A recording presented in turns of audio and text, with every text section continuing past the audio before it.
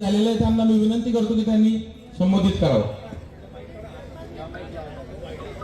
आजच्या या सभेसाठी उपस्थित असलेल्या आपल्या महाराष्ट्र राज्याच्या भारतीय जनता पक्षाच्या नेत्या आदरणीय पंकजाताई, ज्यांनी आता आपल्याला या ठिकाणी मार्गदर्शन केलं, असे आपल्या सर्वांचे लोकप्रिय नेते, या भागाचे माजी खासदार, आपल्या सर्वांचे नेते आदरणीय रावसाहेब पाटील दानवे साहेब आणि उपस्थित सर्व सन्माननीय व्यासपीठ मित्रांनो, माता भगिनी आणि तरुण मित्रांनो, आपल्याला माहित आहे की आता जिल्हा परिषदेच्या निवडणुका सुरू आहेत। खरं म्हणजे दादांनी आता या ठिकाणी सांगितलं आणि त्यांच्यानंतर बोलणं योग्य नाही, पण दादाची परवानगीनं या ठिकाणी मी तुमच्या समोर बोलायला उभा आहे। या भागातून अशोक दादा यांची कन्या या मतदारसंघामध्ये उभी आहे। खरं म्हणजे अशोक दादांच्या नेतृत्वामध्ये या भागामध्ये आपण सगळ्यांनी बघितलं असेल, साधारणतः 15 वर्षापासून सभापती असतील, जिल्हा परिषदेचे सदस्य असतील, त्यांनी या भागामध्ये अनेक प्रकारचं विकास काम या ठिकाणी त्यांनी आदरणीय दादांनी या ठिकाणी केलेलं आहे। आणि दादांनी आता जिल्हा परिषदेची, खरं म्हणजे दादांची या भागामध्ये जिल्हा परिषदेची निवडणूक लढण्याची इच्छा अजिबात नव्हती, पण भारतीय जनता पक्षाच्या सर्व नेत्यांनी त्यांना सांगितलं की दादा तुम्हाला ही निवडणूक कुठल्याही परिस्थितीमध्ये लढवावी लागेल, आणि दादांनी सगळ्यांची मान्य करून या ठिकाणी दादा उभे आहेत। आणि दादांच्या विरोधामध्ये आता या ठिकाणी या भागामध्ये मोठ्या मोठ्या प्रमाणामध्ये सभा चालू आहेत, आरोप प्रत्यारोप चालू आहेत। मी या ठिकाणी उपस्थित असलेल्या माझ्या सगळ्या मुस्लिम बांधवांना विनंती करायला या ठिकाणी आलो आहे की दादाने सुद्धा त्यांच्या बरोबरीला एक मुस्लिम समाजाची कार्यकर्ती, एक मुस्लिम समाजाची सुशिक्षित एक महिला या ठिकाणी त्यांच्या पंचायत समितीच्या या ठिकाणी त्यांनी तिकीट दिलेलं आहे।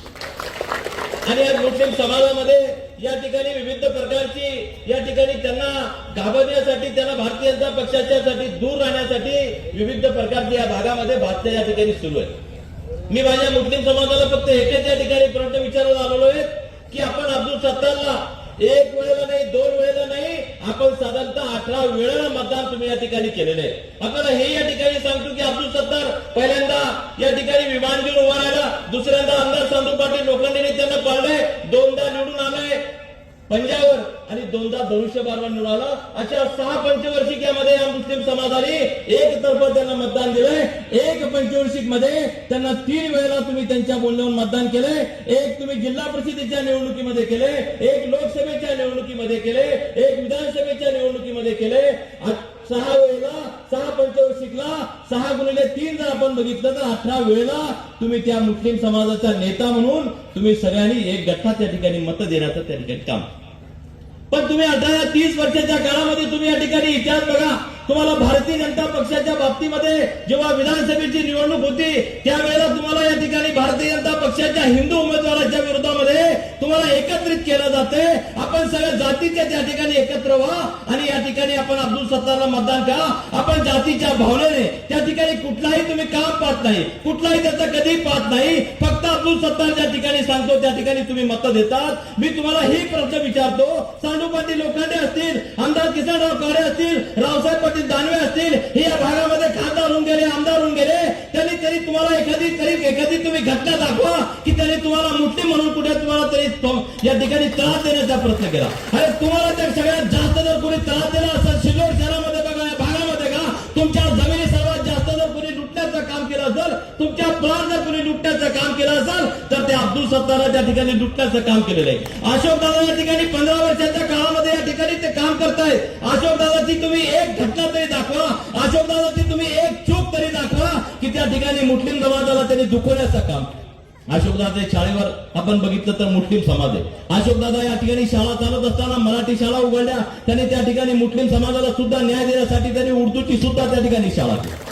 आज या ठिकाणी तुम्ही अशोक दादावर त्या ठिकाणी आरोप प्रत्यारोप करताय। मी तुम्हाला या ठिकाणी विनंती करायला आलेलो आहे की अशोक दादांच्या नेतृत्वामध्ये आता एक मुस्लिम महिला त्या ठिकाणी उभी केलेली, आपली बहीण त्या ठिकाणी उभी केलेली, म्हणून आपण ज्या पद्धतीने या ठिकाणी भारतीय जनता पक्षाला त्या ठिकाणी आपण एकदा मत दिले पाहिजे। भारतीय जनता पक्ष कुठलाही जातीवादी पक्ष नाही। आज या ठिकाणी काही मुस्लिम समाजाचे नेते आणि काही लोक मतदान करत असताना आता सांगू लागले की तुम्ही कमळाला मत करणार का, अशा पद्धतीचं प्रचार त्या ठिकाणी मुस्लिम समाजामध्ये चालू आहे।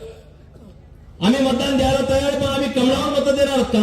अरे अब्दुल सत्तार 10 वर्षापूर्वी आपल्याला माहित आहे की भारतीय जनता पक्षाच्या घरामध्ये एक पाय आला होता, एक पाय बाहेर होता, रुमाल फक्त गळ्यात काढायचा बाकी होता। जर रुमाल त्याच्या गळ्यात टाकला असता तर 2